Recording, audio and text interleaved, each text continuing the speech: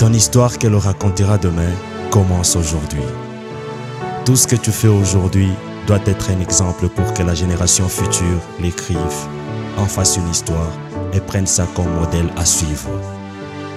Pour y arriver, tu dois apprendre à recourir à un moyen très puissant. Un moyen plus puissant que toutes les armées du monde réunies. Plus puissant que tous les sages, que tous les dirigeants et tous les riches du monde. Un moyen plus puissant qu'une bombe atomique. Ce moyen a le pouvoir de transformer la douleur en plaisir, l'échec en succès, les malheurs en bonheur, la malédiction en bénédiction, le chagrin en allégresse, la stérilité en fertilité, la maladie en santé de fer. Ce moyen permet à tout celui qui recourt à lui de vaincre n'importe quel adversaire qui se présente devant lui, de se maîtriser et de maîtriser toutes les situations de la vie. Rien ne lui résiste. Des milliers d'humains y recourent et grâce à lui, il mène une vie immunisée de tout mal, une vie pleine de succès, une vie heureuse malgré les déceptions de la vie. Ce moyen n'est rien d'autre que la prière. Par la prière, tu invites Dieu, le Tout-Puissant, le souverain de l'univers, le créateur de tout ce qui existe, celui à qui rien n'est impossible et à qui tout obéit, celui qui contrôle les temps et les circonstances, celui qui règne d'éternité en éternité, à intervenir dans les événements de ta vie. Confie-toi à lui, soumets-toi totalement à sa volonté et abandonne entre ses mains tous tes problèmes. Car dit-il, venez à moi, vous tous qui êtes fatigués et chargés, et je vous donnerai du repos. On s'approche de lui rien que par la prière.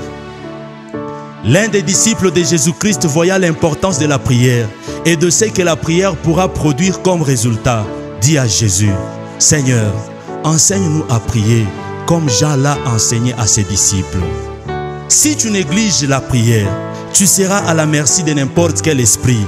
Tu deviendras comme un jouet entre les mains de tout le monde et tu ne feras que subir les actions des autres. Et en subissant ces actions, c'est facile que ta vie reste sans aucune histoire à raconter dans le futur. Écris ta propre histoire en commençant par chercher la face de Dieu en prière. S'il y a la chose qui ne paye pas le transport pour arriver à la destination, c'est la prière. S'il y a la chose qui ne rencontrera jamais de barrière physique, c'est la prière. S'il y a la chose qui a un laissez-passer international, c'est la prière. Qu'est-ce que tu attends pour prier? Qu'est-ce qui t'empêche de prier? Ouvre ta bouche et parle au Seigneur Jésus. Il est prêt à t'écouter et à t'exaucer. Car la prière engendre une nouvelle révélation et inspiration. Réveille-toi en prière, car un chien vivant vaut mieux qu'un lion mort. Tout comme un païen debout vaut mieux qu'un chrétien sans une vie de prière. Réveille-toi en prière au risque de perdre ta force comme Samson à cause de s'être endormi.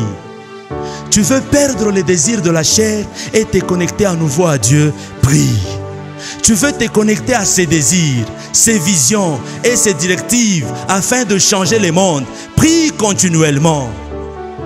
Toi, femme qui cherche le mariage, sache que les hommes qui veulent atteindre le succès n'épousent que des femmes de prière. Prie dès maintenant pour que tu sois digne d'avoir un homme de succès dans ta vie. Chaque moment de ta prière est un investissement pour l'éternité. Car après ta vie sur la terre, l'éternité t'attend. Comment sera ton éternité si tu ne t'investis pas en priant? Chaque moment de ta prière est un profond désir pour Dieu d'avoir une communion riche, dynamique et durable avec toi.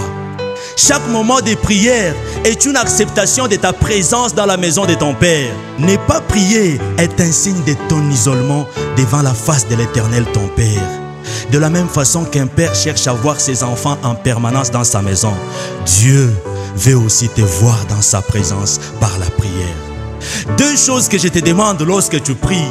Premièrement, c'est d'avoir la foi que Dieu à qui tu parles existe et que tout ce que tu lui demanderas en priant, crois que tu l'as déjà reçu et tu les verras s'accomplir.